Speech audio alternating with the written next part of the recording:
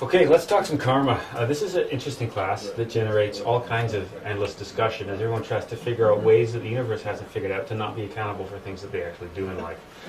So feel free to fire them at me when they come to mind. We'll see if we can find any loopholes, but probably not. Great quote. I love this one. Do what you wish. That's the only law, but know that you must account for all your actions. Now we have this whole free will thing, right? Having the intellectual center allows us free will. Free will means we get to do whatever we want, which means we get to not necessarily do the will of our higher self, okay? Which was kind of, in Christianity, represented by the will of the Father. You know, our Father who art in heaven, all that kind of stuff. Thy will be done. That's referencing the will of our higher self, the will of our Father in heaven, so to speak, the will of the spiritual side of ourselves. Now, because we have free will, we get the ability to not do that if we choose. So that's our rule for life. We get to do whatever we want. That's the gift that we've been given, the gift of free will. But the catch is, know that at some point we have to account for all our actions. So we're free to choose our path, but at some point, every time we push to one extreme, the universe is going to correct the balance by pushing to the other extreme, right? Because if we know anything, the universe is going to correct a balance, okay? And the universe is really like a mirror. It just reflects back what you project onto it. And that's really what karma is all about. If everything that you do is negative and ill-willed and selfish, then that is the stuff that reflects back to you. And what we're going to see today, karma is intimately related to the law of return and recurrence and the law of evolution and involution as well. Remember last week we talked about return and recurrence, and we simply said when we die, we come back and we take on a new body. Why is it we do that? Because we have the ego. The ego is keeping us trapped and bound to this physical plane.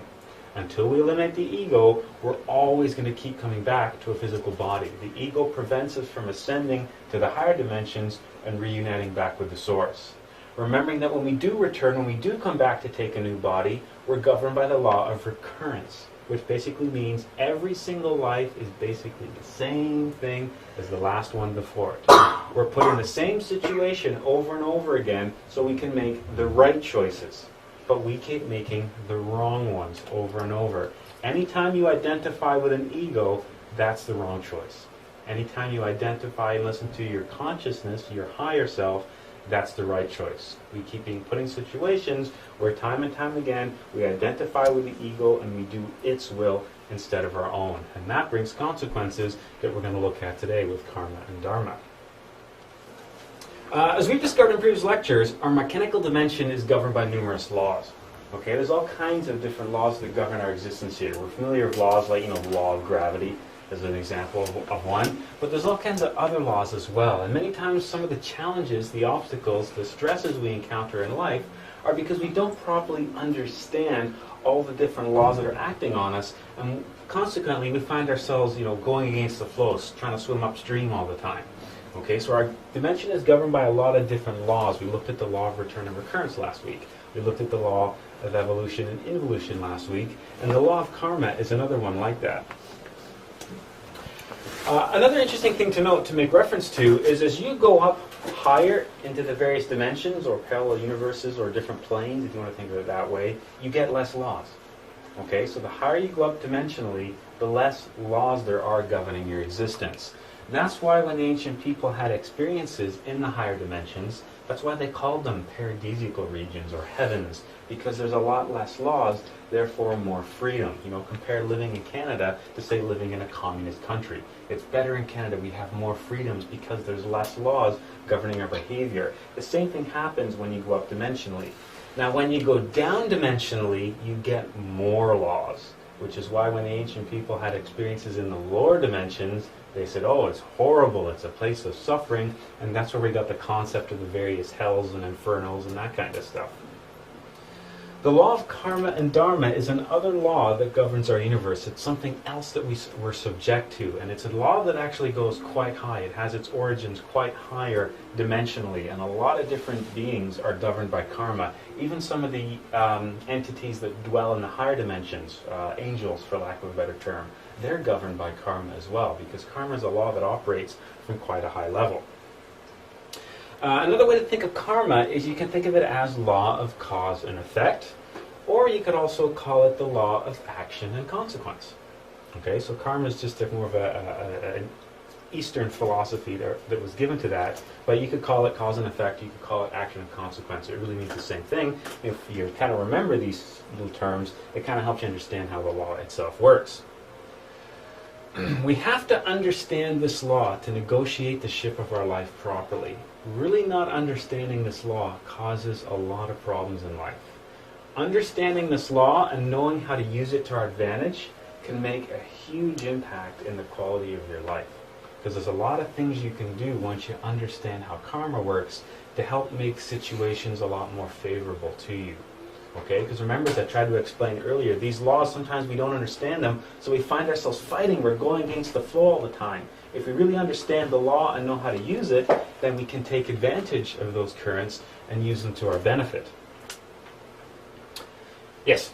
So, when people are put in situations that they are not really in control of, and they have to, let's say, they're a soldier and they have to kill, or they're, et cetera, et cetera.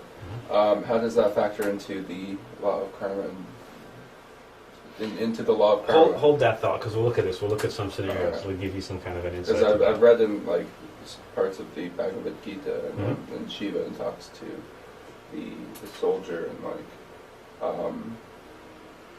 I don't know, it's just like fighting without desire, but that still doesn't really make sense, because you always just have an ultimate choice. Yeah. It seems like I don't know, yeah? In the end, it's action and consequence. All right. We look at things, we try to, as we'll see today, we try to impose our own moral codes and our own reasoning and our own rationalization. But there's in still the end, the action reality. and consequence. Yeah, Okay. and we'll explore a lot of that. Karma is a lot of compensation, not punishment or vengeance. It's kind of, we like to look at it as being punished, kind of this concept of, oh God, why have you smitten me? That's this kind of idea. But really, it's compensation. It's us receiving what we are owed from a universal standpoint. So it's not that we're being victimized, it's not that we're being punished, it's not that the universe is evil or cruel, because those are qualities that we as humans ascribe to things. The universe itself as a whole is beyond the concept of good and evil. Okay, a famous Eastern quote, an Oriental quote, is there is no good and evil, there's simply what is and what will come. Our interpretation of that is good and evil based on the time period, based on our background, our culture, customs, social rules and etiquette and that kind of thing. But in the end, good and evil, that's a human concept. There's simply what is and simply what will come. Okay, so to think of karma being compensation, we're just receiving what we're owed. We simply reap what we sow. This concept of God up there smiting everybody under his thumb, that's our twisted interpretation of things, right? Karma tends to, when you're on the receiving end of it, appear to be cruel and, oh, why have you forsaken me, and oh, woe is me. We tend to do that. But once you really understand this law, and once you really start to work with some of this stuff, you see that it's simply just your own actions coming back to you. So once we learn how to modify our actions, then we can learn to work with karma, and that's what we're going to look at today as well. And I think also if we can see it as a learning experience, to Yes. take from that and learn and grow from it. Everything that happens to you is an opportunity for you to perfect yourself, eliminate ego, and bring yourself closer to the source. Everything, the good, but also the negative as well. That's a really good point. Remembering the concept of justice, or remember justice, she stands and she holds the scale, right? Mm-hmm. And justice represents balance. The concept of balance is beyond good and evil. Okay, balance is balance. You push something to the left, it's going to swing to the right. That's like looking at a pendulum and saying when the pendulum goes left, it's good. When the pendulum goes right, it's bad. What's the difference? The pendulum is swinging between two opposite polarities. Okay, so the concept of justice is beyond good and evil. It's all compensation. Literally, you reap what you sow. Let's leave it this way. Karma, you can leave it like a medicine that's applied to us for our own good. We're supposed to be learning a lesson, as we just mentioned, and perfecting ourselves. That's what our job is. What's the meaning of life? To perfect ourselves. Basically, to deify ourselves, to ascend back to the source, bringing all this experience, bringing all this information, and reuniting back with the one, the source of all things, God, for lack of a better term. That's the meaning of life. That's what we're supposed to be doing. We got distracted and fallen off that path a long time ago. Yeah. So we're on the bottom, right? Yes. So now if you get to the next level, Mm-hmm. do you just, if you don't do something right, do you just keep circling? Or how does that work? Do you forget No, things you there, can- or are you just on to up? On to up, up, up. providing you don't fall. And we'll look at that concept later on, because hence the term fallen angel, right? You've heard of that term. A fallen angel is a being that was living on a much higher realm of existence, but ended up back down here again and has to make that climb. That's a talk for a later day for sure. Here's a quote. Let's get all biblical, because people have to say, well, karma doesn't appear in the Bible. It's all over the Bible. It just isn't called karma, because that's a term from a different language. Happy is the man whom God punishes, Job 5:17. Okay, and that reminds us, think back to when you were a kid and your parents would make you do awful things like take medicine when you were sick and it tasted horrible and you didn't want to do it, and at the time it felt like you were being punished, but from the perspective of the parent, it was something that was going to make you feel better. Okay, to your perspective, it was a bad thing, but on a much higher perspective, it was a positive thing. Karma is the same way. We're supposed to be learning lessons. We're supposed to be perfecting ourselves. If we're never ever going to be, if our actions are never corrected, then we're continuing to do what we want, and we're going to continue to stray off the path. And that's what karma is all about. The law of balance must be maintained at all times. That's something you have to always keep in the back of your mind, especially when you're looking at a lot of these earlier classes we're going to talk about. Everything is the law of balance, and it's all around us. That's one of those universal laws that you really can't argue too much about. You always see balance. Okay, there's the positive and there's the negative, and they're always reconciled by the neutral. There's always a balance there. If you want to get Christian, that's the Father, the Son, and the Holy Spirit, right? If you want to get Egyptian, it's Isis, Osiris, and Horus. That whole concept of balance and perfection, we see that reflected all over the place. Every cause produces an effect. Every action has an equal and opposite reaction. This goes right back to Newton, right? Newton's laws of dynamics and emotion and all that kind of stuff. Every action has an equal and opposite reaction. Why is your butt not hitting the ground right now? Because your butt is exerting a certain amount of force that's being countered by the force of the chair. Therefore, you're in a balanced situation. You and the chair are going nowhere. It's the same thing. Every cause produces an effect. Every action has an equal and opposite reaction. Everything has a price and must be paid. Think of it that way. Okay? We must give in order to receive. Nothing is given as a gift. And this is one of the reasons why on the Gnostic path we don't charge for the teachings. Because if I want to receive higher knowledge, I have to be prepared to give what I know. Because it's by giving what I know that allows me to receive higher. Because if I keep taking and don't giving, that's not balanced. And the universe doesn't work like that. So if I keep trying to take, the universe will correct the balance by taking away. Okay, so you got to make sure that you're remembering that in your actions, you're trying to maintain that balance. And this has some big implications that we'll see today as well. Everything has a price and must be paid. We don't like that statement because we want everything for nothing. We want instant results without putting in any effort whatsoever. We do that in all different aspects of our lives, and you have to be really careful that when you look at your spiritual path, you're not trying to do the same thing. Okay? We're always trying to maintain a balance here. Nothing is given for free. The laws of return and recurrence, as well as the laws of evolution and involution, which we looked at last week, they're intimately related with the law of karma. And that's what we're going to see today. So this is kind of almost like a second part to where we left off last week. The law of cause and effect governs the course of our various existences, and each life is a result of the previous life that we lived. So we talked about return, we come back in a new body, right? And we basically do the same thing over and over again. Remember, we almost carry our life is like a movie script that we carry with each life. And when we die, it's like rewind and then play the whole movie again. Last week when we talked about that, we said that's basically the same except for the changes that are induced in each existence by the results of the law of karma. Each life, the things that happen to us are rewards, which would be dharma, or punishments, you could call it, which would be karma, for things that we owed from the last life. The actions we do in this life are a debt that we have to pay the next time around, okay, or a credit if we've lived properly.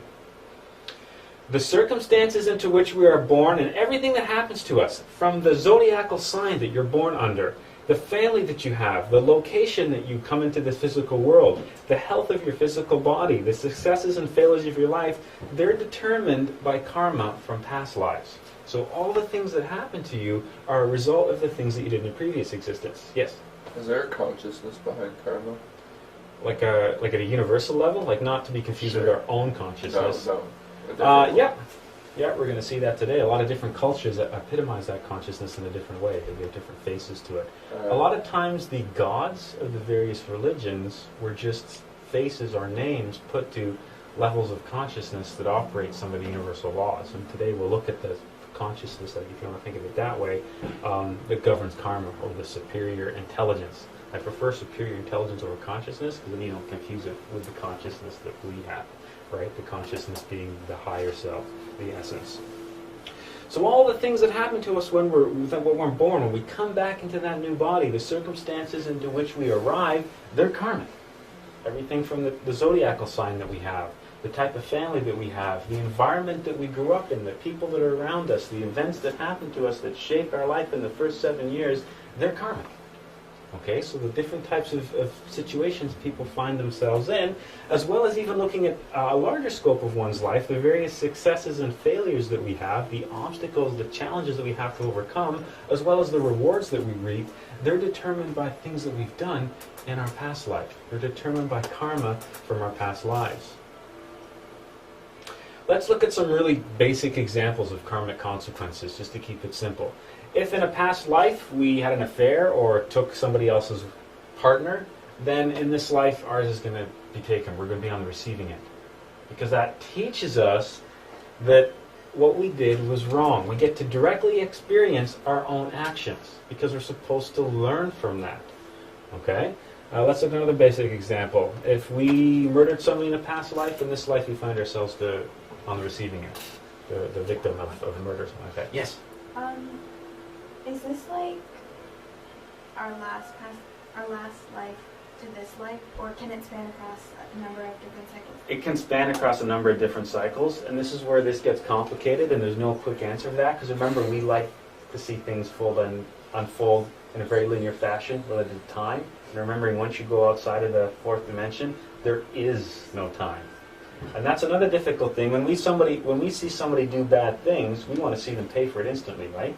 We say, well, we can all think of somebody that probably isn't living a very good life, but seems to be reaping rewards. Like, well, if there's karma, how come they're not crushed the next day or have something really bad to them? Because we want to see things happen in a linear fashion. Because remember, our perspective of time is it unfolds linearly. Once you get to the higher dimensions, everything's basically happening simultaneously, if that makes any sense at all. We just see things from a different perspective. So you got to keep that in mind as well, as how does the timeline work?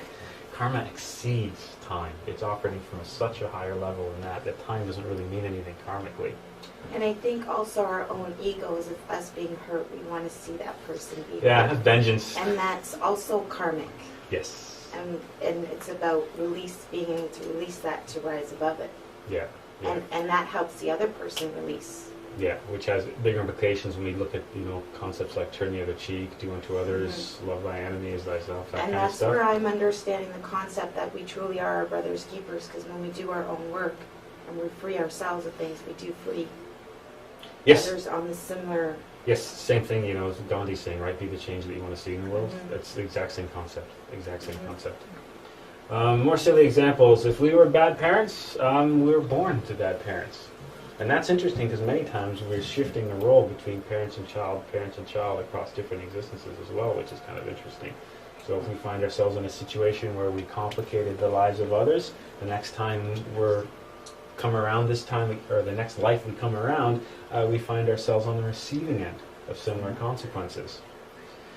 If we were a thief at some point, then we're a victim of theft. If we were wealthy and hoarded all our money, then we find ourselves being born into a situation of poverty, where we get to be on the receiving end of our own actions. It's two sides of the pendulum, right? It swings one side, then it swings the other. This is one side, this is the other side. And it's supposed to be teaching us a lesson. So these are all negative consequences. Obviously, karma doesn't have to be viewed as negative, because dharma could be reward. If we were perhaps wealthy and gave a lot to charity and helped others and improved the lives of others around us, the next time we're come around, we could be given a really good situation, so we can keep helping others and keep making a difference in the world. It doesn't always have to be viewed as negative, but when you look at these negative examples, it kind of reminds us that, boy, those really bad things that happen to us in life, we really need to reflect on them, and we really need to study them, because there's a lot of very important lessons that we can learn that can change the course of our existence. people don't understand the law, and they believe that everything that happens to us in life is predetermined beforehand. Now, you got to be careful here, because if you say, okay, well, if this life is governed by everything that I did in the last life, then if I did something bad in the last life, something bad's going to happen to me, and there's nothing that I'm going to do about it. That kind of sounds a bit like fate or destiny. That's actually not true. We're going to look at that, how that works today. You have to, at face value, not get caught in the trap that says, well, if I've done all this stuff, I've had all these lives before, and I don't even remember them, so I don't know what I did, and I probably had ego, so I probably did some bad stuff, so I guess I got bad stuff coming, so what's the point? What am I going to do anyway, right? There's a real tendency to do that, but what we're going to see today is we're going to look at some ways that how we can work with and actually change our karma. Okay, we can't get too caught up in that concept of everything being predetermined, because if everything was predetermined, if there was fate and destiny, you have just taken away the concept of free will. So you can't have free will, yet have fate, destiny, and everything be predetermined, because they're exact opposite of each other. We know we have free will, so we have the opportunity to change. Okay, we have the opportunity to change the course of our lives. We just don't realize it many times, and we assume that it's predetermined. Okay, because we carry those same egos within us.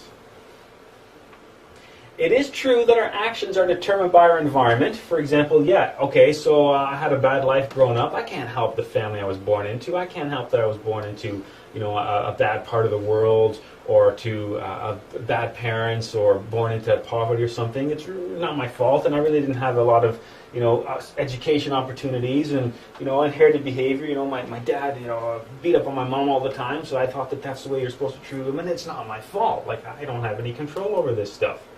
It is true that the environment which you're born into, yes, those things are there. So talking about bad parents, bad environment, which is the typical life of crime, and you see that in all the newspapers, right? That's the ultimate defense. Well, it wasn't their fault. They were beaten. They were abused. It was, they did all these bad things to somebody else because, they had a really bad life. We also have to remember that we always have a choice. No matter how much we think we don't, there's always a choice that's there, especially from a much higher perspective, especially from a universal or higher point of elevated consciousness. There's always a choice. We can choose to modify our actions, and we can fight against the situation that we've been placed in.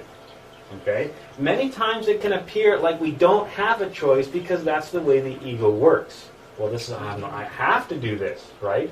But remember the whole concept to working with self-observation. Self-observation was trying to be aware and stay in the present moment to see how the ego works. Because whenever we're self-observing, there's now a fork in the road. We can identify with the ego, or we can identify with the consciousness, the higher self. Okay, so let's say you say something right now to insult me. Most people would automatically get angry to that. Okay, or react with some sort of negative behavior. Okay, it seems like, well, it's not my fault. You said those horrible things about me. What? You said them. Okay, that's identifying with the ego. You insult me, I get angry. That's the end of the reaction. Okay, if I'm self-observing, you insult me, I now have a choice. I think, okay, that makes me want to react with anger. Why? Who are you? What value do your words have? Okay, remember when somebody assaults you, the value or strength of their words is whatever you assign to them. Okay, so if I'm self-observing, when somebody says something negative about me, I can feel that anger, but I can choose not to go with it. I can say, you know what? I don't want to be angry. I'm not going to let you control me. Who are you anyway? Who are you to me? And I can choose another path. Yes? That's just so hard to do. Yes. Especially It's very hard. what happens when the person is your friend or your boyfriend or your family, and they say something really hurtful, and how do you deal with that? There's a key. This is a little bit of a later class, but we can touch on it right now. There's a whole key. Because you've heard concepts in the Bible like turn the other cheek, do unto others as you have them. These things seem so hard. Love thy neighbor. I don't want to love strange people on the street. You're supposed to love the most those who hurt you the most. Where do these concepts come from? Let's use anger. So you've insulted me, you're somebody very important to me, or you mean something a lot to me, and you insult me, and I want to get angry. Okay? If I have truly comprehended anger in myself, if I have truly understood anger, if I have studied it, if I have comprehended it in all the different levels of my mind, you don't react to it. That's the thing that's difficult and that's that mind space that's difficult to put ourselves in because we haven't studied the ego a lot. If you really study the behavior of your own mind, then you can excuse the behavior in other people. So if I've really studied anger, as an example, and somebody's trying to insult me, I can say, you know what? Boy, that person's really angry right now. They don't know what they're saying. They don't know what's coming over them. Man, anger's a tough one. I can remember times that I got angry. But, I've been able to eliminate that anger. There's nothing there to react. You're thinking, well, it's really hard because the ego is in you. It wants to react. But if you eliminate that from your psychology, then there is literally nothing to respond to that anger. Someone's trying to push a button, and there's nothing there to push. That's the key. And it's so hard to visualize and imagine what that would be like because it's something we carry within ourselves. But if we can remove it from ourselves, then there's nothing there. A famous story. So the Buddha's meditating under a tree. And somebody comes by and starts insulting him. And look at you, stupid, sitting under that tree, sitting around all day meditating. Get a job, you lazy, whatever. And then Buddha simply stops the meditation and opens his eyes and says to the person, my brother, what do you do when somebody gives you a gift that you don't want? And the person who's insulting the Buddha says, well, you just tell him to take it back.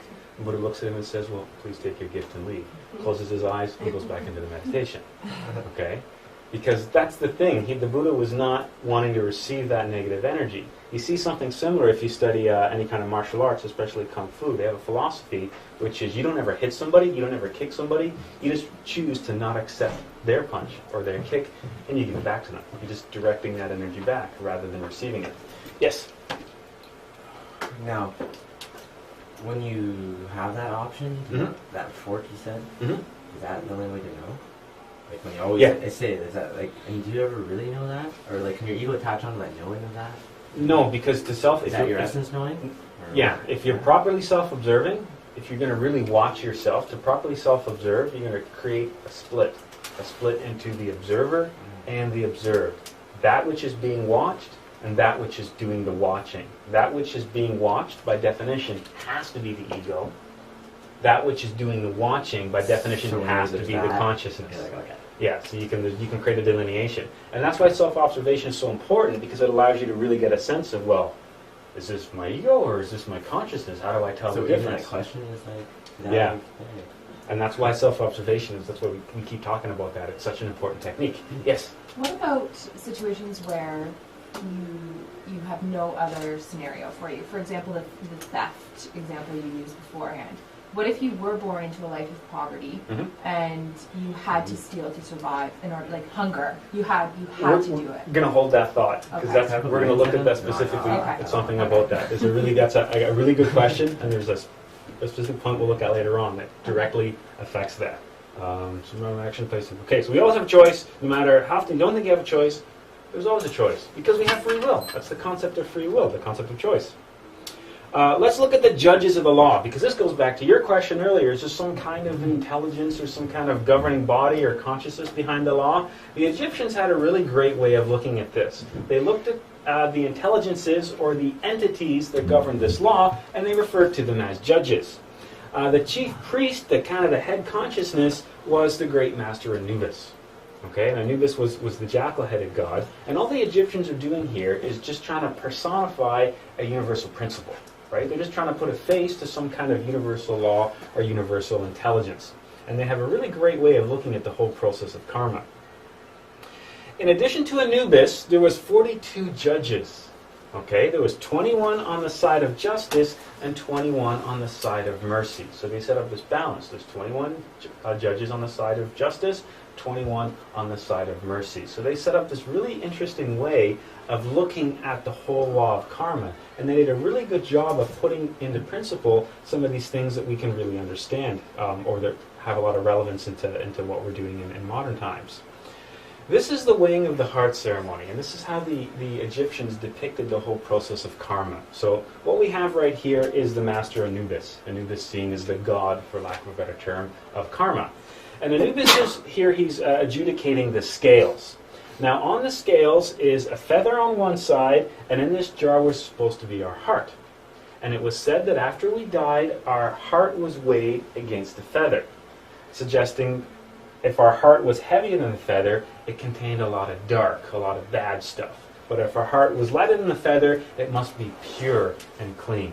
Okay, so there's a Master Nubis sitting before the scales. This person right here, this is the Divine Mother. We talked about the Divine Mother last week, right? We talked about our higher self having basically two parts, a positive and a negative, or a male and a female, the Divine Mother and our Father. Okay, this is our essence. It's the falcon with the head on it. The Egyptians always depicted the soul or the essence like that. It was a falcon with a human head. So there's our consciousness that's, of course, bound to the whole concept because our consciousness is attached to the ego, and this is what's being judged right now. The Master Nubis weighing everything. Now this guy right here, this is the Ibis of Thoth. Now he's reading, he's like a scribe. He's like a one that was a note taker. He represents our conscience. He's reading back a list of all the right things and the wrong things that we did. Okay, so he's the little, the comical, the angel on one shoulder, devil on the other. That's how they depicted this guy. He's the guy that took down all those things that we did that we knew we weren't supposed to do. Now, in this process, what happens is the heart is weighed against the feather. If the heart is heavier than the feather, then everything was thrown to this guy right here. And this is Amut, the devourer of the dead. He's a rather unpleasant character. He represents the wheel of samsara. He represents the mechanical forces of nature. If our heart was too heavy, because it was full of all those wrong action, then the essence is tossed to him, and it's sent back into the physical body again, to have another life, to once again come before the lords of karma and be judged for our actions once again. Okay, so we can see the same story. We got the Divine Mother, we've got the consciousness, we've got karma, the whole concept of balance in the universe, the heart, our good actions or bad actions being weighed against the feather, our actions being, of course, recorded. Do what thou wilt, but know that we must account for all our actions. Idea being here that somebody is taking record of them, somebody being the universe itself, and they're going to be reflected back to us. And then if we don't live properly, if we accrue too much negative karma, then we stay bound to this physical existence. We stay bound to the physical plane. And of course, the whole process up here, these guys are your 21 judges seen across the top. Okay, so the Egyptians had this really colorful way of looking at the law of karma. And now, taking what we've learned here into account for the rest of the class, we're going to see how we can pull some really interesting bits of information to help understand karma better, but also help to understand how we can use some of these things to our advantage, how we can direct the ship of our life or steer the course of the ship of our life in a much more beneficial direction. Now, paying and accruing karma, every bad action we do, everything that's negative, everything that's impelled from ill will, is a letter that we sign or agree to pay in the following life. It's almost like an IOU. Let's think of it that way, right? The idea being that we are responsible for our actions. There's no getting away from this. Okay, the universe isn't going to cut us any deals here. Everything that we do, we have to pay for at some point. You can also think of life as a chess game in which every action of ours is a move. Everything that we do on that chessboard is a move. And every move affects the final outcome of the game, right?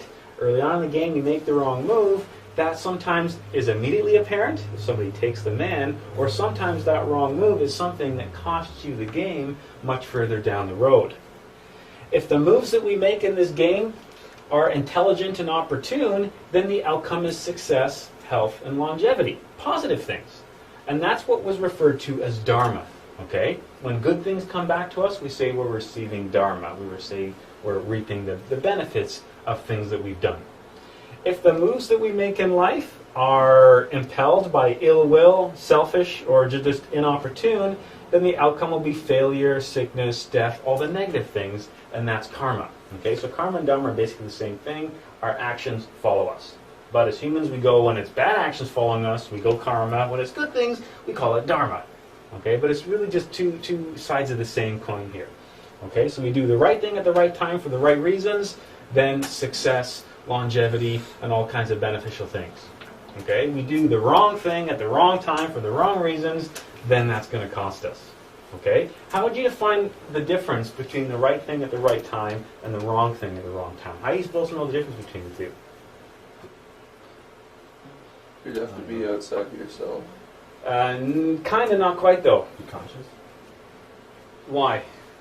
So you know. Would you say the question again, sorry? So we're saying, okay, if you do the right thing for the right reason at the right time, positive things happen. If you do the wrong thing for the wrong reason at the wrong time, negative things happen. Where's free will? How am I supposed to know what the right thing at the right time is? For me, I feel a sense of lightness, and that comes from my practice of meditation and knowing myself. Observation. Yeah, but even at a much greater level than that. This is consciousness, ego. Okay, or soul, essence, divine side, and then the ego. And when you're listening to your conscience and following that conscious action, it's a knowing and it's a lightness of being.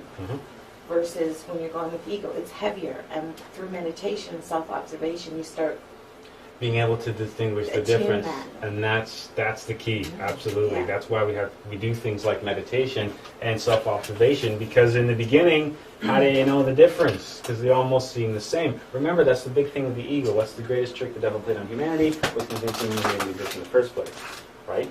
Was a hand? Yeah. What if you follow your essence, but you end up hurting someone along the way? What if you follow your essence? See, that's the thing. Your higher self, your consciousness isn't able to do anything like that. And if that person was, this is a strange thing to think about, but if that person was hurt as a result, that would be karma that they were paying that you weren't. Right? Because we're all kind of woven in this really intricate web, which is kind of a strange thing to think about. So if you told someone the truth about a bad situation and they went and shot themselves, that would be due to their own egos. Wow. That's heavy. Would that be due to their own ego? Well, what we have to look at, we'll have another situation that we'll bring up in a few minutes. It's a very similar example to that. What if? Yeah, well, what you have to look at in a situation like that is what was your impulse to tell the person, right? And hold that thought, because we're gonna go there in a second. And I think we always have to remember to not, our egos will fool us into thinking it's our consciousness that we're using. And that is why the key is it starts with self-observation. You're going to be so sick of hearing me say that. Yeah. And the meditation, because that's how you be able to start really is being able to hear the difference. Absolutely. Yes. Yeah, because even if you do self-observe for a little bit, you know what I mean? Like people get up a little bit, that fallen angel thing, you know? Mm-hmm. You just if you catch on one ego, if you say if you have that fork in the road, yeah, and there's I don't know how big it has to be, but if you just say, ego today, how that works, you fall right off, you know if I'm wording that right. I'm trying to say what I'm thinking right now. It's hard. Yeah, I'm not sure I'm following Okay, that. We'll think about that one for a bit. I'll ponder it for a while. Okay. Okay. Let's look at it this way as well. When we think about accruing karma or being responsible for actions, we receive karma not only for the bad stuff that we do, the negative things, but also for the good that one fails to do as well. So there's a trap. Sometimes you say, I don't do anything negative in my life, but sometimes there's so many situations we had the ability to do something positive. We had the ability to help or improve the lives of others around us or contribute, and we chose not to. That's karmic as well. Okay, so that's something else to be careful about. We can say, well, I don't really do anything bad. I don't walk around punching people in the face and stealing stuff and taking other people's partners, so hey, I'm good, right? But remember that there's so many positive things that we have the ability to do that we choose, it's always a choice, that we choose not to do. Okay, so karma isn't just for negative actions, karma is also for good that one fails to do. And that's the story of the Good Samaritan in the Bible, right? All those people that passed the person on the road suffering and the one person stopped to help. You could say, well, all those other people were receiving negative karma.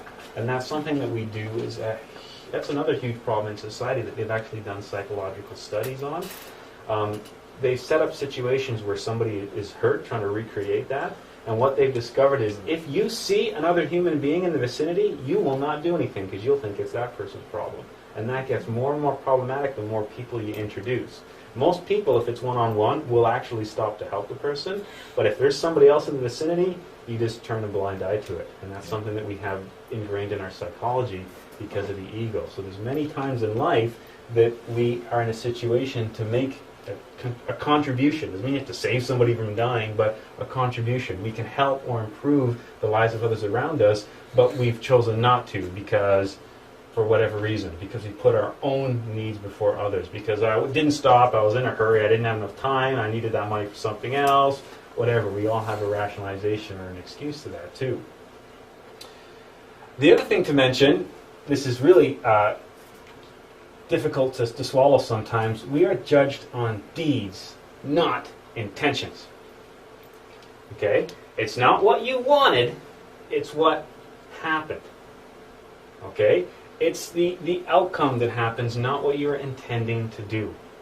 Okay? It doesn't matter how well-intentioned you were, if your actions lead to something negative, that's your karma. Let's look at it, and everyone kind of furrows their brow and goes, there's no way. If I was intending to help somebody, and then something bad happened, there's no way I could be responsible for that. Let's look, this is a really good example of this. There was this man that had some really good intentions for his country. He was going to create a utopia. He introduced a welfare system. He introduced an unemployment system. He introduced free education. He brought almost ended poverty and child education and all this kind of stuff. He was a forerunner for creating hospitals and other systems. He was trying to create a perfect world for his people. He was called Adolf Hitler. Okay? That man had some very good intentions with what he was trying to do. But do you think he went before the judge of the karma and said, I was trying to do some really good things, and they're like, oh, okay, you're cool, all right. It doesn't work like that, right? It was the outcome that he was responsible for, not the intention. Okay? This is a paradox that I'll give you, and this is something to think about. It doesn't necessarily, we won't discuss it too much because it gets pretty deep. Let's say that I'm going out for supper tonight. And I have a lady friend that I've just met, and I want to make a really good impression on. And let's say that on the way to going out to supper, I have to swing by the bank machine and pick up some money. So there's me and my lady friend. I'm going to take her out for dinner. We're going to get a nice dinner. We're going to have a few drinks. But I stop by the bank machine on the way there. And as I walk to the bank, I see a homeless person sitting in the street. And while I am in the bank machine and I take out my money, I think, that guy there, he's got nothing. I can take all this money out and all that kind of stuff. And I really doubt so much. So let's say I give this homeless man $100. Now let's say that homeless man then either A, scenario one, let's say, goes out, buys a handgun, tries to pull up a liquor store, shoots a liquor store owner dead, or B, goes and buys more crack cocaine or heroin than he's ever been able to and overdoses. The question is, how responsible am I for those two outcomes? Now your gut impulse is to say, well, not at all, because you were just trying to help him. Because, you're trying to be charitable. There's no way that could come back on you. What you have to ask, what were my intentions? Why was I being charitable? Was I being charitable because my essence or my consciousness was speaking through me so I could help that person? Or was I being charitable so I could impress that young girl? Was I being charitable because I felt guilty because I was going to blow $200 on a really fancy meal and a lot of money to maybe be able to sleep with some girl? Okay, you have to ask, what were the intentions behind the action? Was it an action that comes from the consciousness and the higher self, which would be then following the will of our Father, playing into the whole framework of the universe? Or is this an action impelled by another side of me? Guilt, fear, anger, envy, jealousy, lust. These are all the things that can play onto a given action. And that's what you have to ask yourself, which goes back to your question earlier. What if you told somebody something and then they went and shot themselves in the head? Then are you responsible for that? What was your reason to tell them? And that's the question that you have to answer yourself. Were you telling somebody because you wanted to say, I told you so, because you wanted to look so much better than them? What's your reasoning? And that's why self-observation is so important, because in that situation, how do you know if it's your consciousness or if it's your ego? Because nobody in that situation nobody would say, hey, I'm going to give that homeless guy money because that's going to make me look really good in front of that girl and maybe she'll want to sleep with me. Nobody's thought process really goes like that. Some people do, but they don't. Remember that the ego works subconsciously. It's a reaction. Homeless person, girl, I'm going to give them money. You don't really have that whole chain of thought that leads up to that, which is why it's important to work with self-observation and to be able to discern the difference between the will of the higher self and the will of the ego. Because in the end, it's not what we were attempting to do, it's what happened. Yes? Okay, because what you just said seems like a contradiction to me. Okay. Because you're saying if you leave the guy for money for good intentions, but those option A or option B happen, that's the deed, that's the end that happened. So that says judge on deeds. So you're bad even though your intention was good, but you just said your intention mattered. You have to see a little bit deeper into it than that. If you're going with the will of the consciousness, and this is something we haven't really had a chance to go too far into yet. The consciousness comes from the higher dimensions, right? Our higher self is from the higher dimensions, okay? It's a part of us that's in, or comes from heaven, if you want to think of it on a Christian context. That exceeds time. It's able to see action and consequence. The consciousness knows, give that homeless person money because they're going to go home and they're going to buy food for their family. Don't give that homeless person money because I can see that if they do that, this, and this is going to happen. Okay? And we've all experienced this. We get this regulated. It's a sense of intuition, a gut feeling. Okay? We've all been in a situation where we've got a gut feeling not to do something. We went against it and went, oh, I didn't listen to my gut.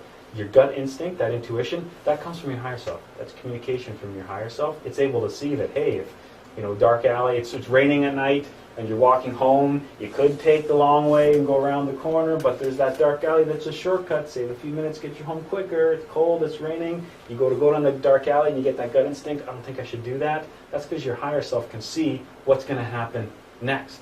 It's at a different vantage point. Imagine you standing on the top of a skyscraper looking down going, oh, if you go down that alley and go here, there's a crazy gang of thugs that are going to rob you. It's a different vantage point, a different perspective. You at street level can't see what's around the corner. Okay, so if you're working with the consciousness, then it's going with the laws of the universe. It's going with the will of the higher self, which is the way things are supposed to go. We keep screwing all that up by doing whatever we want and not listening to it. You have to look at it from that context. That's a famous saying, road to hell is paved with good intentions. That's why that's true. Because it's not the intentions that's the problem, it's the deed itself. It's what the outcome is. Okay, so you can't necessarily fool yourself into saying, well, I'm really trying to do good things here, and the best example of that is exactly what Hitler was trying to do. Okay, he was trying to make utopia for his people. He did some really amazing things. The concept of like welfare and stuff like that we use was started back then by him and his government. But there's all kinds of horrible monstrosities came out of those good intentions. Yeah. Like Hitler was the most recent and worst example of all those kind of people, but like Julius Caesar, Napoleon, Alexander the Great, they're all like the same level. Yeah. Yeah, for one group of people.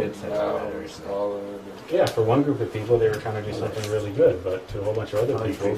Oh yeah, check out the latest version. They exist. They're out there all over the place. Yeah. Leaders. We're hearing about it more and more every day. And don't forget that we have a tendency, it's not necessarily going to manifest, but we have a tendency to do that in ourselves. Just on different, obviously not as huge a scale, but at a different kind of scale, we have a tendency to do the same thing, and we've all kind of experienced that at different points in our life.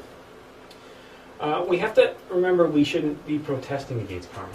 When negative things happen to us, we are reaping what we have sown. We are responsible for our own actions. Yet when we're on the receiving end, it's somebody else's fault. Very rarely will we accept the consequences of our actions, which causes us to miss many opportunities in life, because the negative things are opportunities that we can really use to learn a lot more about the egos that we carry, learn a lot more how to perfect ourselves, and prevent the same situation from manifesting again. But we don't tend to do that. We just want to get out of it. It's like a oh, woe is me kind of situation, and we just look for ways to get out of it. We don't look for a way to really understand it and then permanently shift that course. We just want to get out of it somehow, right? And can't really see why we're in this situation, because as far as we're concerned, we're perfect. Remembering that there's one golden idol that we all bow down to every day. There's one false god we continually worship, and that's the false idol of the self. We're all perfect. We put ourselves up on a pedestal, and I don't know why bad things would happen to me. I mean, you guys I would understand, because I mean, look at you. I can see why all kinds of bad things would be happening. But me, no way. So when something negative happens, we tend to go, oh, woe is me. I don't know what I did to deserve this. When really we should go, okay, I'm going to really look deep inside myself to see what I might carry within me that was responsible for this action. Okay, how is this? This is obviously something that I carry within that I'm now on the receiving end of. More biblical quotes. I love throwing out the biblical quotes because karma doesn't really appear in the Bible as karma. So the Christians tend to get a little bit weird and say, well, it doesn't talk about it in the Bible. It's all over the place. With the same measurement that we measure others, we will be measured. Okay, so however we judge others, that's how we're going to be judged as well. We also tend to hold people to situations and circumstances and levels that we don't hold ourselves to. We regularly excuse in our own behavior, or excuse in our own personality, in our own life, behaviors we don't tolerate for an instant in other people. We tend to do that, and that reminds us of the consequences of that. Here's another one. Let no one cheat himself. What a human being will sow will be harvested, and his actions will follow him. Galatians 6:7. I mean, that's an excellent definition of karma. It's not called karma because that's a word from a different culture, right? But there you go. That's karma right there. What a human being will sow will be harvested, and his actions will follow him. So we do get to reap what we sow. Now let's look at the whole process of managing and dealing with karma, because we've seen that karma is just simply a reaction. Yes? Before we get to that, I have a small question. Okay. Karma and Dharma, is that balanced the same way the scales are, or is it simply the goal is to get as little karma as possible, as much Dharma as possible? Yeah, you could think of it that way, minimizing your karma. So okay. Minimizing the negative and increasing the positive. Or is it a balance of get to a net zero? Not really a net zero, because we have to account for the huge imbalance that we've already done. And that leads into what we're going to be talking about here. How do we account for some of this karma already? How do we balance our own scales? Because in the end, that's what we want. We want to basically eliminate this. So the goal in the end would be to balance that. Yeah, so no set anything, right? Just perfect equilibrium. That's what we're trying to do. And you have to remember to think of it just like a mirror. Whatever you project out, that's what's coming back. So I just thought of a cool thing. You remember that? I can't remember who it is, but that Greek person holding the rope. Atlas? Yeah. Yeah, that guy. Thought that was balanced. Okay. I I don't know if that pertains to karma, but yeah, taking the weight of your world on your shoulders, why not? Okay, so this ties into the concept we talked about earlier, the idea being that everything's predetermined, destiny, fate, there's nothing I can do about it. So a lot of times when people think a bit about karma, or you reflect on karma, you can jump to the mistaken assumption that karma unfolds in a mechanical, automatic, and cruel manner. That there is no way to possibly alter it. Okay, so let's say that I have done something negative, and I'm thinking, okay, well that's it, I'm just on the receiving end of that, the next life. There's nothing that I can do. Okay, that concept once again takes away free will and brings up concepts like fate, destiny, and predetermined. So the idea, if I do something wrong, there's nothing I can do about it, I'm just going to have to receive it when it comes later on. That suggests that karma unfolds in a mechanical, automatic, and kind of a cruel sort of a manner to it. If this was so, if that's the situation how things happen, then there wouldn't be the possibility of divine mercy, which then suggests the universe is only negative and cruel. So if I do something bad today, what I'm trying to say here is there's nothing I can do for that. I've done something bad, forget it, there's nothing I can do. I'm just going to be on the receiving end of something negative because I screwed up. Okay? If that was the way things were, then that twists everything to the negative. It suggests that the concept of divine mercy can't exist, and suggests that everything is just negative and cruel. There's no way we can really modify the circumstances at all. Let's look at it this way. Justice without mercy is tyranny. Mercy without justice is tolerance and complacency. They both have to exist because the universe is balanced. That's why you look at those concepts. Okay? Justice without mercy is tyranny, and mercy without justice is tolerance and complacency. So there has to be the room for both here. It's scales. They can go both sides. If I do something bad today and then there's nothing I can do to rectify the situation, it's going to come back to me negative, that would be tyranny. Okay? Justice without mercy would be tyranny. But if you do something bad and then you don't have to do anything to correct that and everything's going to be okay in the end, that's tolerance and complacency. And when we look at the tree of life, which you'll get sick of me doing because you really don't get into this until later in the course, but if you have any background in Kabbalah and the tree of life, you have the middle pillar right here, which is your pillar of balance, and then you have the two pillars either side, one for severity and one for mercy. Okay, so there's a point of balance, and then there's the two opposing sides. Okay, severity and mercy, which is a similar concept that we're looking at right here. So justice without mercy is tyranny. That's one extreme. The other extreme is mercy without justice is tolerance and complacency. There's got to be a balance to both of these. These are human defects. When we talk about awakened masters, and we talked about some sort of a universal consciousness, God, for lack of a better term, you want to call it Allah, you want to call it Brahma, you want to call it the void, you want to call it the source of all things, it doesn't matter. Tyranny, mercy, justice, these are labels that we put on things, just like good and evil. Okay, from a concept of an awakened consciousness, as I mentioned earlier, there's no such thing as good and evil. There's what is and what will come. We want to put labels on things. So we want to say that one is bad and one is good, but from a universal standpoint, from an awakened consciousness standpoint, it's really not so black and white. To modify the effect, we have to change the cause. So let's say I've done something bad, and I'm thinking, okay, well, what am I supposed to do here? If I do something bad, does that mean something automatically is going to happen to me later on that's bad? Is that kind of how karma works? We said, well, that's one extreme. That's like a negative kind of thing that doesn't suggest in any way that we can alter the circumstances, which would mean the universe only shifts to one polarity. There's got to be some sort of a balance here. To modify the effect, we have to change the cause. Let's say that I've done something really negative. Let's say, I don't know, I've taken another man's wife. So that means the next life mine's going to be taken, right? Or does it? How could I modify that? Let's look at that example of me taking another man's wife. What was the cause there? What was the cause behind that? What part of me made me do that? Was that the consciousness? Probably ego. The ego. Lust. That's a really, and specifically the ego of lust. Now that's a really important observation. Okay? And this is a statement. Now this gets a little weird. You can, one that develops faculties like astral projection and works with developing consciousness in the higher worlds, you can communicate directly with some of the intelligences that work with the law of karma. Some of those judges. Okay? The gods, so to speak. Okay? This is something that everybody is capable of doing.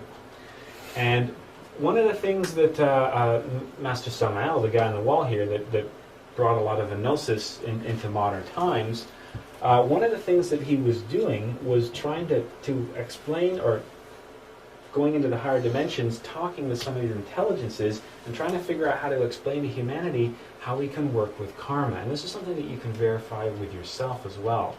An advanced use of karma, this is a thing that we'll get into much later, is you can actually go to a certain point in the higher dimensions, and you've all heard the concept of the book of life before. You have a book of your deeds and actions. That's just a depiction for being able to see your own karma. Okay, see what you have to pay and how to manage that. That's for way down the road. Your book of life, the deeds, the actions that you have to do. Okay, remember that Ibis of Thoth, the guy that was judging you, the weighing of the heart ceremony, literally seeing what you're able to do, okay, which is also related to the concept of the Akashic records. You ever heard of that before? Mm-hmm. That you can go into higher dimensions and see any point in time, past, present, or future. That's the same thing as being able to read your karma. Think of it kind of like the internet of the higher dimensions. It's like almost like a type of technology, for lack of a better term. Now, one of the things that Master Anubis, which is the intelligence that governs karma, you could think of him as a god, because that's what the ancient people thought of it. You could think of it as intelligence or consciousness or whatever, or principle. When talking to Master Samael about karma, this is something that he told us. So this comes from the gods in the higher dimensions. This comes from Anubis himself. The line of the law is combated with the scales. Now, what does that possibly mean? This important statement gives us the knowledge of how we can eliminate karma and prevent suffering. So the line of the law, there's the meaning of a lion charging at you, right? It's ferocious, it's severe. So the line of the law, the negative side, it doesn't say, the evil, the bad stuff, because that's our judgment. It's just the lion, the strict, severe side. The line of the law is combated with the scales. That tells us how we can learn to manage and negotiate our karma. What this is basically saying is we can eliminate our karma by doing good and tipping the scales in our favor. We can correct our own actions by canceling out the negative with the positive. we're able to modify the circumstances of our life by understanding the concept of balance. Okay? If we have the negative actions that we've done, the idea that, well, there's nothing I can do about those negative actions, they're going to come back on me always as negative, that once again suggests that we have this kind of tyranny and this suffering and this negative stuff that we can't ever fix. What this is talking about is by understanding that karma is simply balance, once the scales have tipped one side, we just have to stack them the other side. Tipping the scales in our favor, we can eliminate our negative aspects of karma by doing positive. Okay, and that's a really interesting statement. The karma we pay depends on how much the scales tip towards the negative. The universe reflects back whatever we project. If we're constantly reflecting negative, then negative is coming back. If we have some negative and then a whole bunch of positive, then we get, which is what Peter was talking about earlier, those scales being perfectly balanced. Okay, think of, pushed in one direction and then pushed the equal amount in the other direction, you haven't gone anywhere. One step forward, one step backward, net movement is zero. Yeah? Is that the same line that appears in alchemy? Like when they talk about the lion and the It's different. sun? Yeah, that's a whole different thing. We'll get into that much later. Yeah? I think we have to be careful though too with just doing good, because we have to. There's that intention behind it Yeah. too. Because we can't just do good for the basis of avoiding our karma, because it's still going to come back, and the good is with the proper intention. Because the good could be bad. Yeah, excellent observation. That's the catch. Doing good for the proper reasons, right? Not just going, okay, I'm going to steal a bunch of stuff, and then I'm going to cut a whole lot of old lady's grass this summer because it's going to totally cancel out, right? It doesn't quite work like that. What were the intentions? Okay, all comes back to the intentions. Look at it this way: we can eliminate the stuff that the ego caused us by instead doing things that come from the consciousness. The more time we spend self-observing and working with the consciousness, then the more we're tipping those scales in the favor. We work with the consciousness, that's like putting coins on one side of the scale. We work with the ego, that's like putting coins on the other side of the scale. At the end of our life, it's really what have we done more of? Identify with the ego and do all these wrong things, these actions impelled by ill will and all this negative stuff, or have we done positive things? Actions impelled by our consciousness, our soul, our higher self, for lack of a better term. Okay, that's what it comes down to. The line of law is combated with the scales. Understanding how the balance works means we can change the cause, modifying the effect to change the cause. If our good actions outweigh the bad, then we receive Dharma instead of karma. Okay, so if we do more positive than negative, then the net result is positive things that happen. If we do more negative than positive, then the net result is negative things that happen. And if you think of these are the things that color the course of our life. If all we've done is negative, negative, negative, or impelled, or things that are impelled by the ego and all that dark stuff, then the tone, the color of our life is going to be the ego, the dark stuff, and the negative things. Okay? If we work with the consciousness and work with the higher self and do positive things, then the overall scope of our life and our existence will be positive things as well. We have to cancel old debts to avoid suffering by doing good deeds. Okay? So we have to try to cancel the old debts, the things, because we don't remember, right? We don't know what we did our last life. How do we know what we're responsible for? An advanced practice, as I mentioned earlier, is getting to go into the higher dimensions, using things like astral projection, to actually see what we have to account for, to see the karma that we owe. But in the meantime, we can modify our circumstances by choosing instead to identify with the higher self, the consciousness, and do good things rather than negative things. Because that will drastically alter the course of not only this existence, but other existences to come as well. This is another quote coming from the higher dimensions again. So we had the line of the law was combated with the scales. The next statement they gave us was this one: do good deeds so that you may pay your debts. Just seen as a universal, almost like debt and credit kind of system, which is a really interesting way of looking at that. Do good deeds so that you may pay your debt. So when something is owed, when some energy is coming at you, call it negative energy. Do you have anything positive to deflect that, to cancel that? Yes or no? If there's more positive coming at you if there's more negative coming at you than positive you're sending out, then you're going to receive some of that negative. If you've got some negative coming at you, but you're sending way more positive out, then the positive is going to cancel the negative. Okay, it's just a simple, like, okay, if you owe me $100 and I come looking for it, if you got $200 in your pocket, you can easily give me the 100 and I walk away. If you owe me $100 and I come for it, you don't have any money, now you got a problem because you have a debt that's owed. It's basically the same way, and this is, like I said, coming right from the higher dimensions, right from the levels of the intelligences that govern the concept of karma itself, trying to explain it to us in human terms that we understand. Further to that statement, he who has the capital with which to pay pays and comes out well in his dealing. He who does not have the means to pay pays with pain. Okay, so once again, coming from the Master Anubis, coming from the higher dimensions, the personification of karma itself. They who have the capital with which to pay, the good deeds, the capital, pay and comes out well in their dealings. They who do not have the capital to pay, the means with which to pay that debt with suffering. Okay, the idea being stacking the deck in our favor, tipping the scales, trying to do positive, to do good, to cancel out the negative that we've done. And that's how we manage our karma. So the idea being, if I've done something a year ago, I did something really bad, okay, is this always going to be bad, and no matter what I'm going to have negative things come to me? No, not necessarily. If I know how to properly manage, if I know how to not identify with the ego and instead work with my consciousness to correct for those actions. Okay, we can correct our actions. We can modify the cause if we understand this concept. Okay, but to really understand this concept, it's not as simple as, going, okay, well, I'm just going to give, I did something really bad a few years ago, so I'm going to give to charity, or I'm going to, help feed homeless people or something like that, which goes back to the question that you made earlier, this idea being, well, the intention has to be good. Doing good for good's sake, not to get out of something.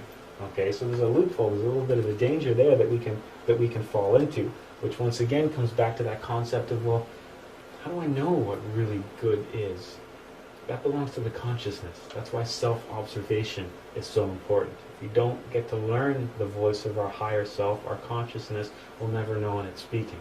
And right now that's a problem with being human. How do you discern the difference between the ego and all its motives and the consciousness, the higher self, and what it wants us to do? And that's the challenge. That's why self-observation is such an important technique. And that's why you guys have been doing this regularly for the past couple of weeks, because you've been doing that thing where every day you pick the activity, like tying your shoes or driving to work or showering, and you decided in that moment you were going to stay conscious and stay in the present moment and observe what you're thinking, feeling, and doing, right? Of course, because you've all been doing that. Now, this is further to this as well. This is a really interesting one. When an inferior law is transcended by a superior law, the superior washes away the inferior. Now, this is a difficult one to understand. So I think it was you asked the question earlier. Okay, what if I'm stealing bread, but I'm stealing bread to feed my starving children? Then is that karmic or not? That's what this statement addresses. The inferior law, those are the laws of man. Okay? Because many of our laws are simply, they're almost like customs. They're dependent upon... Yeah, guidelines. They're dependent upon cultures. It's the zeitgeist of the time that determines what's legal and what's illegal. And many times it's not only the zeitgeist of the time, it's also the culture, the geographic location, the background. Like, look at the laws we have in Canada, and look at some of the laws that, like the Shia law of the Muslims. Those are crazy laws. Like, what's going on here? The inferior law are the laws of man. The superior law is karma. So somebody who's stealing bread to feed their family, let's say it's a father who's stealing bread to save his starving children, his wife was sick and then passed away, and he's destitute, and he's stealing bread to save his children. Well, is he suffering karma then? Well, no, because stealing the bread is the inferior law. He's breaking the laws of man to uphold the superior law, providing a race for his children. Okay? Yes? So, would it be that you have to recognize that the reason why you're in poverty is maybe because of the past lifetime where you were hoarding money, that sort of thing? And if you recognize that and realize that I have to do this out of necessity, is that give you the ability to then transcend forward in the next lifetime? Remember, it's all the impulse. What was the impulse of behavior? Like if I go out and steal somebody's bike, the impulsive behavior is I am coveting that bike. I desire that bike because I want what that bike brings, a nice fancy bike or whatever, or I'm lazy.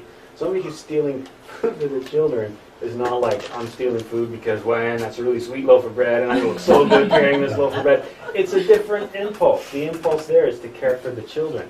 And that's what it comes down to. If you think of an action, you're doing anything. What is the impulse for that action? Because we're just puppets, right? We're puppets that dance to the tune of the puppet master. Who is the puppet master? You doing an action is a manifestation of a personality. The personality is either, it's a vehicle, it's a car, right? That personality is either driven by the ego or it's driven by the consciousness, the higher self. In the situation of the man stealing the bread to feed his children, who was driving the car then? Was it the ego going, well, I'm really going to throw that shot. I've got money in my pocket right here, but screw you, I'm not paying your high prices. And he's stealing it anyway. Or is he going, my children, if I don't care for them, they're going to be sick, something bad's going to be happening. I just don't have the money, I don't know what to do. And he's doing it that way. Okay, so that's what we have to look at, is what was the impulse for the action? Where did it come from inside us? Did it come from the consciousness, the higher self, which means we're following the will of our Father, we're contributing to the greater good? Or did it come from the negative side of ourselves? Lust, anger, envy, jealousy, fear, all that side of things. Yes? I have two questions. So now, for that bread thing, I say it's like, there's two choices, right? You say, I need to help my kids, and whatever else. And like, you steal for your kids, right? So you feed your kids, but then you say, oh, I did that. Steal some more. Is that's going back again? Okay, on to the next one. For, like, say if when there's always that choice, ego or essence. Yes. When there is no choice, is that the only time you're at the top? Or you're not at the top, like where you want to be? Like, well, when you get balance, when you get as high as you need to go, there's only, when you get really high dimensionally, there's only one law that exists, and there's only one choice. That's the will of the Father, and that's it. There really is no other option. Yeah. You think of it as God having his will, and that's it. Once you get to that point, once you ascend that high, then everything just merges into one anyway. It's just one consciousness and one choice. Yeah. Just being human, we have this free will. Do this or do this. You got the angel and the devil on the shoulder, right? The devil always represented the ego. The angel represented the consciousness. In any given situation, think of the old cartoons where something would happen and the angel and the devil would pop up and whisper in the ear. That's an analogy for this. The angel is the consciousness, the essence, saying this is what you need to do right now. And the devil is the conscious saying, no, you want to do this, you want to do this. This funny Disney movie is called like The Kid with Bruce Willis. I saw it on TV the other day randomly. And like this, like, Bruce was like 40 years old or something, and like his like kid, like himself as a kid, like physically comes back to see him. Like he's like 13 when he's a kid, and like comes back to see him, and he's like, oh, this kid's in my house, but it turns out to be him. It's really weird. I got into it though. Did you bring this guy? Yeah, I did. Oh, okay, so the inferior law right here, these are the laws of man, right? These are the laws of who we are. These are our morals and our customs and all these guidelines that we invent to suit the times. The superior law is the laws of the higher dimensions, okay? So the classic example there is the stealing bread to feed your family one. Now, looking at negotiating karma, most people are surprised to learn that karma is negotiable, okay? As we were talking about earlier, we can understand how to basically take the negative stuff that we've done and compensate for that. Okay, we can literally tip the scales in our favor. We can account for the negative actions that we've done by changing the course of our life into a different direction, to doing more positive things. Positive actions that stem from the consciousness, that don't stem from fear, anger, jealousy, envy, ill will, or whatever that kind of stuff is. Okay? The judges of the law, consequently, you can think of them as basically granting credit to those who request it. You can actually start to change these things for your own benefit. The credit must be paid with good deeds or supreme pain. Okay, so you can either pay with the positive stuff, the good things that you do, or you pay with the negative. It's all like a credit system. This is just a little bit of a hint of things to come. You can actually negotiate directly with the intelligences of karma. The ancient Egyptians gave it the face of Anubis, but it's the same process. There's petitions, there's prayers that you can do, and there's practices and various rituals later on that you can work directly with your own karma. Okay, we don't get into that stuff now, because if we got into that stuff now, you would just get yourself into trouble, because you would immediately try to get out everything that you've done. And this is one of those things that it's interesting to think about. You can actually alter the course of your life by saying, this is something that I want to do, and this is what I'm going to be paying for that. You can actually manipulate your own karma from quite a high level. As far as the different dimensions go, you can go up to where karma is accrued, and you can start messing with things there. And that's a really strange thing to think about. And this is something that I was able to actually verify for myself by doing something really stupid. We get into these things later on, because later on, hopefully, you'll have enough experience and enough bit more consciousness developed, perhaps a bit more control of the ego to not do really silly things. I ended up getting myself into some trouble because I started messing with my own karma and was able to get certain circumstances to go my way, but then didn't want to pay for them. And then I found myself being on the receiving end of that. And the night before a particular event happened, I was visited in the higher dimension. You call it a dream, right? I had a particular dream that showed what was going to happen if I didn't do what I was supposed to do, and I didn't do what I was supposed to do. And when I was sitting on the side of the road after the huge car accident, I went, oh, right, I was shown this already. So that's just a little bit of a taste of things that you can do when you start learning to negotiate in the higher dimensions, start learning things, deep states of meditation, astral projection, and that kind of stuff. Because you can negotiate with karma. There's things that we can ask in order to make our life more positive by being prepared to offer something in exchange. So I need this to happen, and this is what I'm going to do that. This is the good that I'm going to do to offset this negative. But the problem is, many times, because we're human, we have the ego, well, we don't really want to get around to that side, right? Just like with your credit card. You want to buy the stuff, but you don't want to pay it back. The same thing can happen with karma. If you're not careful, you can do some really silly things. Because remember, everything we talk about is, you don't necessarily, we don't believe, it's not belief here, right? You don't believe any of this stuff. You go out and you work with it yourself. You try the techniques, you try the practices, and you see what happens. Everything here is supposed to be tested. We just give you little bits and pieces here and there that you can test. The idea being, as time goes on, you'll get to test bigger and bigger things and more important things. But you always got to be a little bit careful what you do. So that's why I've given you this teaser here, but I haven't told you how to do it. There's a reason for that. You'll find that out later on, especially when you start working with Second Chamber. When you spend enough time in this organization, we do big group practices to work with karma and to work with Master Anubis and that kind of stuff. So, yes. Is this about a movie? No. Okay. No, with what you said, you've seen something that was going to happen before, and then it happened. Now, is that because you didn't learn from that one when you seen it first? No, I went in the higher dimensions to negotiate something for myself. And I said, I need this to happen like this, and this is what I'm going to do in order to do that. And then I received the result I wanted, but then decided that because I already had that, it's massive effort to really do this side of it. Yeah. So I didn't, and then I was given a warning, which I ignored. And then I had something unfold in a dream that said that something really negative was going to happen if I didn't alter the course of this action.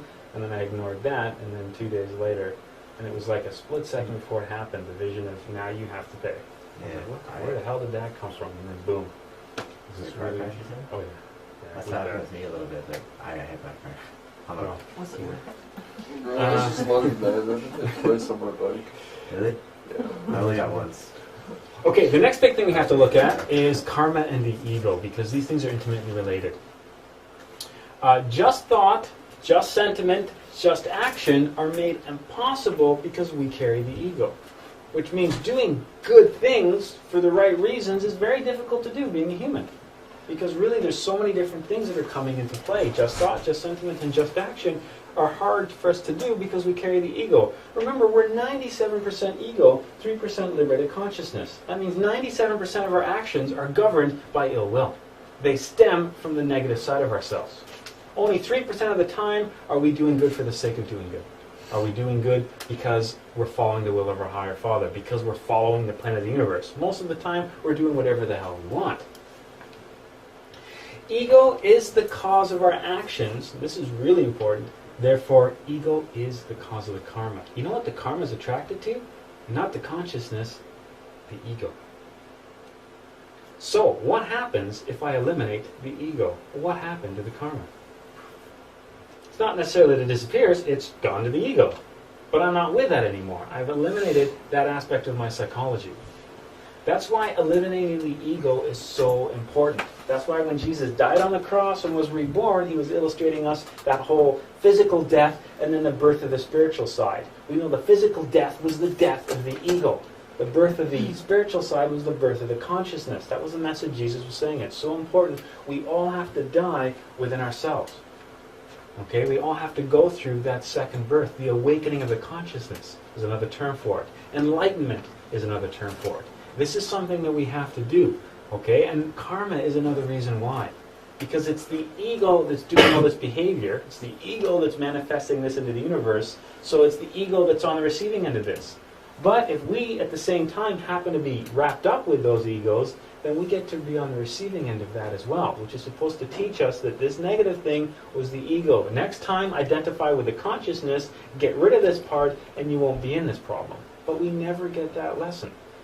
We just keep doing the same thing over and over again, existence to existence, playing into the same egos, identifying with them, doing their will, and then receiving their karma. Over and over and over again.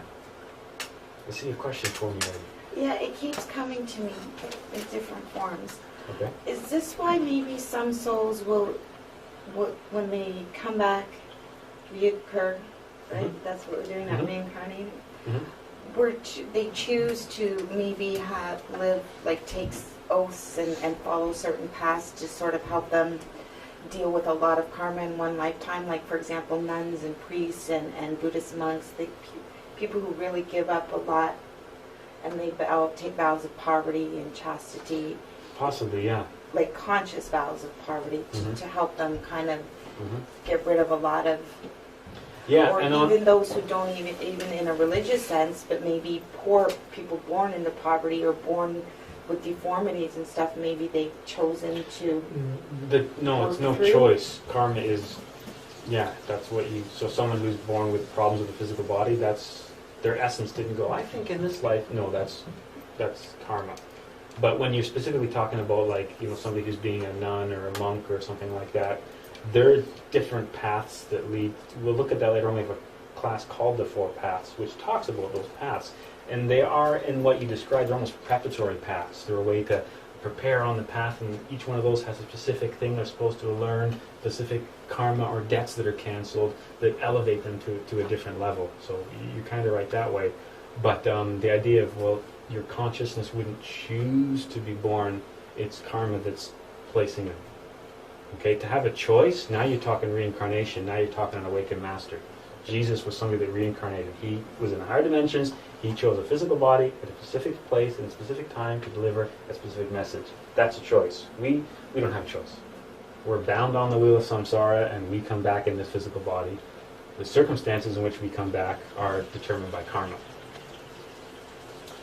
We have to examine our own conduct, analyze our behavior, and become aware of our intentions. That whole concept of self-observation, starting to learn what it is that we're doing. Everything that we do, the actions, the impulses, where do they come from? Now you're hopefully starting to do that a little bit, maybe you remember once every few days or whatever, to try to self-observe for a few minutes. Okay? And if you can, plant reminders around your house, stick notes on the wall, have an alarm that goes off, or whatever at some point, to start to train you to pay attention to your consciousness. To identify, remember the three brains, right? What am I thinking? What am I feeling? What am I doing? Okay? Being aware of the manifestation of the ego versus the consciousness in all three of those aspects of your personality. When that annoying person at work comes by and you're like, oh man, here they come. Wait, what was that? What am I thinking? What am I feeling? What am I doing? Why am I reacting this way? Question what it is you're doing. Because a few minutes of questioning can drastically change the course of your life. Because you've suddenly shifted the attention to the consciousness. It's like a workout for the consciousness. Every time you do that, it gets stronger and stronger and stronger, meaning that you're more likely to be able to discern it from the ego. That's why the very first technique that we really learned here was self-observation. As well as the basic meditation techniques we're developing every week, but self-observation is going to keep coming up again and again and again, and we're going to get deeper and deeper with it in our practices. Going back to that concept I mentioned earlier, how many people are charitable for reasons of guilt? Reasons of wanting to look good in front of ourselves. There's so many corporations and companies that are charitable and environmentally friendly, and they're doing this on one side to look good and to sell more stuff, but in the meantime they're destroying communities and doing all kinds of horrible things, right? We have to examine where the impulse for the behavior comes from. We have to learn to do good consciously. And that's the key. Doing good consciously, okay? Stemming from the consciousness, okay? Not, from the state that we find ourselves in, from this unconscious state that we find ourselves in, where everything, 97% of our actions, are motivated or impulsed by the ego. It's the ego that we're dancing to. It's the puppet master. We want to change that. We want to do good consciously for the right reasons. Once we start doing that, then we're going to see the circumstances of our life begin to drastically change for the positive. Okay? Being aware of the implications of our own actions. When we're identifying with the ego, we don't care about the outcome of our own actions. We've all done this. We've been angry before and ended up saying, oh, I'm sorry, I don't know what I was thinking, I don't know what came over me, I didn't mean to. Of course, everybody has. Because the ego doesn't care about the consequences. And that's the problem. We always go with the impulses of the egos and don't really want to deal with the consequences. Or we're aware of them, we just want to get out of them somehow, or have them not apply to us in some way. If we eliminate ego, we eliminate the karma associated with the ego. So let's go back to me doing that negative thing a year ago. Let's say whatever. Oh, I took the guy's wife, right? That was, I think, the example we were using. And we said, okay, what caused that? We said, well, that action was caused by the ego. There's two ways to remedy that. I could try to tip the scales in my favor by doing a lot more conscious good to try to cancel that debt when it comes. Or I could go, what caused that action? That was lust that made me do that. Okay, I'm going to work with eliminating lust within me. So I'm going to try to self-observe every time lust's involved. Okay? Remember, there's a 3-step process that we briefly touched at about eliminating the ego. The first step is observation. The second step is comprehension. The third step is elimination. We're all the way down here. You guys are still messing around with the observation stage. Okay? Eventually we'll talk about taking the observation stage into comprehension and how we fully comprehend an ego. Because once you fully comprehend an ego, then you can eliminate it from your personality. Okay? And once you've eliminated the ego, you've eliminated karma. So another way I could get out of that situation, that I've got this negative karma coming at me for taking somebody else's wife, is eliminate the ego of lust. If I no longer carry that, then I'm no longer able to do that same action. Okay? The karma would no longer serve a purpose, as we wouldn't commit the same error again. That's what repentance meant in the Bible. What was repentance? The idea of being truly sorry. What's the difference between being sorry for something and being truly repentant for something? Being truly repentant says that it's not physically possible for you to do the same error again. You all know people that, probably our own friends, people that do bad stuff all the time and say, yeah, I'm sorry. Then you start to go, you know what, your apology means nothing. You keep doing this over and over again. What does sorry mean, right? True repentance, from the biblical context, meant eliminating the possibility of you ever being able to do the action again. We read a bit further into that, that means eliminating the ego. That's what repentance is. When repentance is genuine and complete, karma radically changes. There's no punishment required if the lesson is learned. Right? If we've taken that step to perfect ourselves, there's no need for the corrective behavior. Because we got it. We got it this time. We got the lesson. It's okay. No, I don't need that. I got it. I know what you're talking about. I know what I have to do. Okay? That's repentance. That's the concept of the biblical repentance. And remember the quote from the Bible, for the unworthy all doors are closed except one, that of repentance. Okay, the doors being the doors to the higher dimensions, they're all closed. For the unworthy is us, those who have sins, and an ego are the same thing. For the unworthy all doors are closed except one, that of repentance. It's only by repenting our sins do we get into heaven. The definition of repentance meaning elimination. Yes? Is that mean physical death for some people? Like, do they have to physically die to come back around again? Not sure what you mean. Like, you said there's one door for people who are... All doors are closed except one. Yeah. Doors to the higher That's dimensions. just like...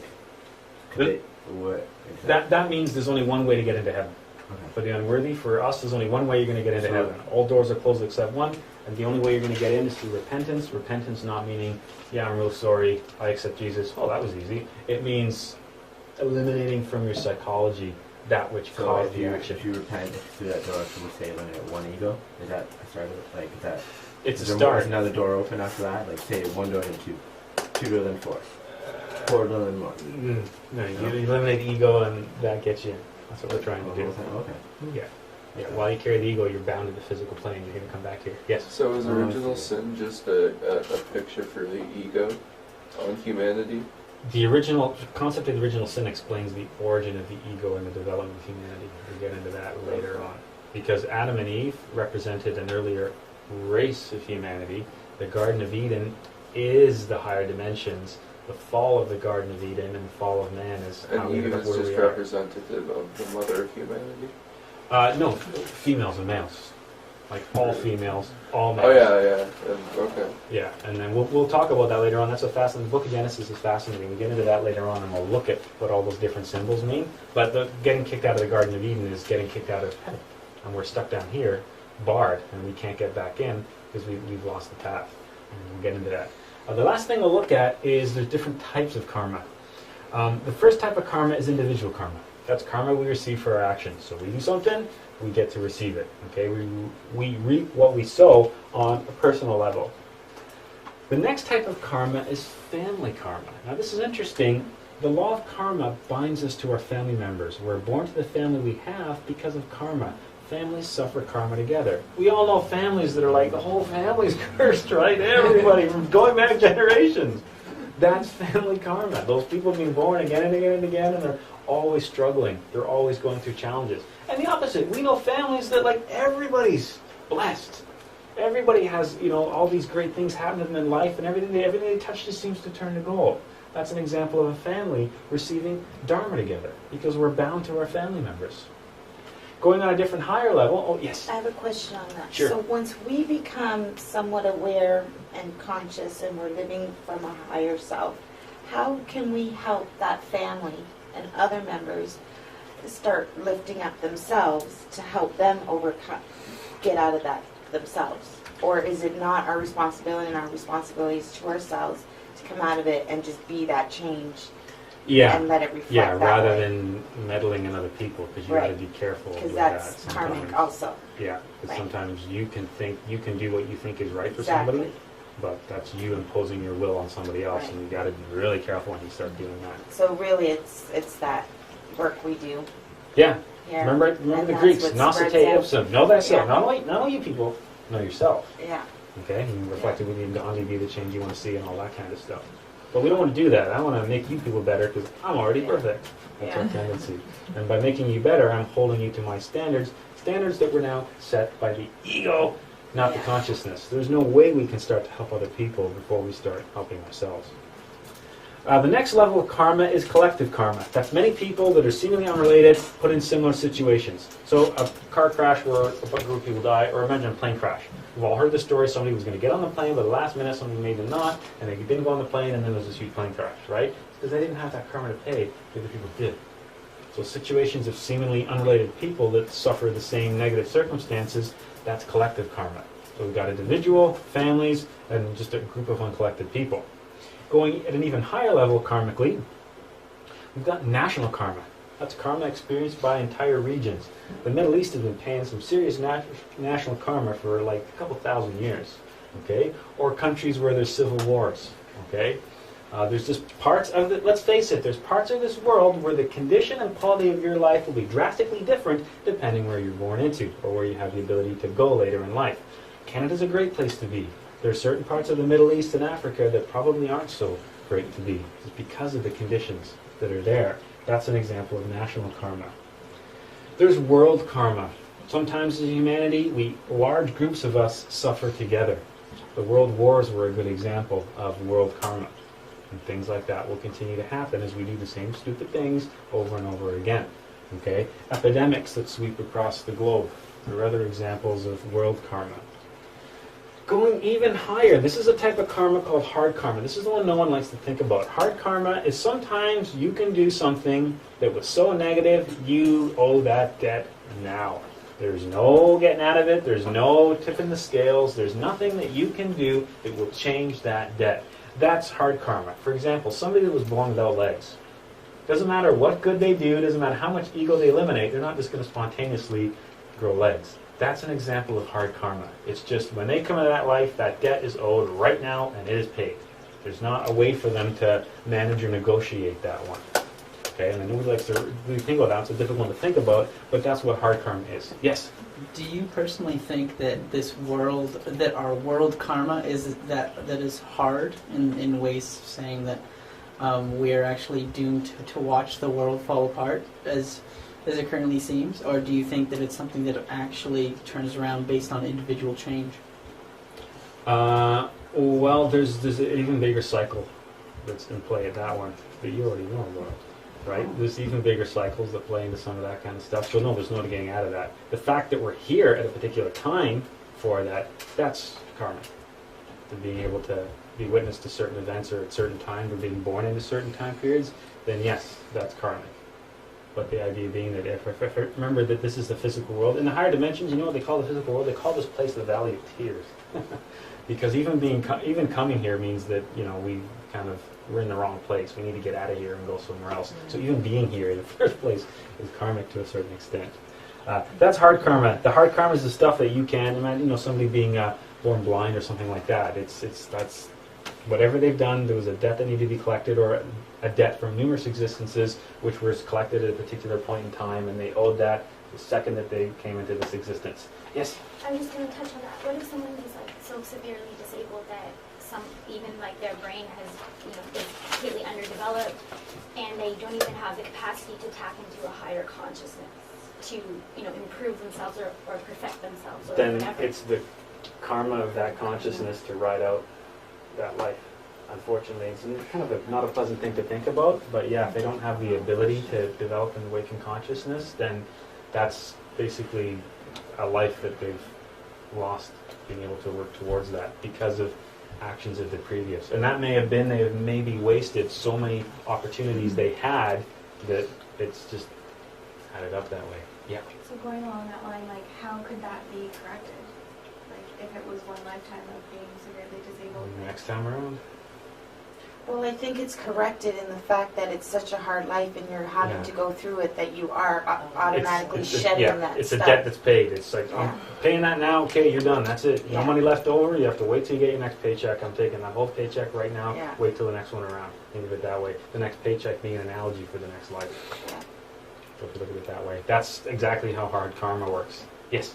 Do you pay karma in this life too? Like something you did 10 years ago? Like let's say you robbed somebody, would you be robbed? Yeah, possibly. Remember, we get funky when we want to put things on a timeline, right? Karma is karma. It's going to happen at some point. It could be this life. It could be the next life. It's not, you can't say, well, I did something bad here, so how many months, days, weeks elapse before it comes back to me? It doesn't quite work like that because we tend to see time linearly, but from the concept of karma, everything's happening basically simultaneously, so it all happens all at once anyway, which is weird.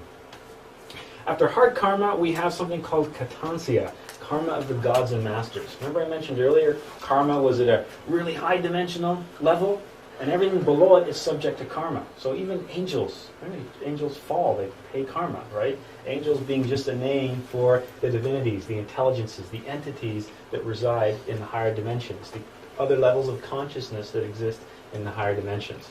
So karma is something that's at a much high level that even the angelic beings, even the awakened masters have to be aware of, have to be conscious of, and judge their actions accordingly. The only way you escape karma is when you get to the level of the will of the Father, because there is only one will, and you cannot stray from it. That's the only way you can be, free from the will of karma. The next one, this is the one that no one wants to think about. Karma saya. Every time you have sexual relations with somebody, you are karmically binding yourself to them for the next time around. That's when everybody's brows immediately furrows and you start doing the math tally, right? Like, wait a minute. That's because we do. As we go from lifetime to lifetime, egos seek other people out. So we find ourselves karmically bound to not only people like our family, not only friends, but also people that we're in relationships with. Okay, and we repeat the same things over and over again because those same egos exist and will exist to satisfy their various desires through the various relationships that we have. Okay, so every time that you're sexually uniting with someone, you're creating a karmic bond which will bring you to that person at another existence, at another point in time. Yes? But we can rise above that by working with... Yes, absolutely. And eliminating the egos that Absolutely. created that action. And this can be a very positive. It can be a positive thing, or it can be a negative thing.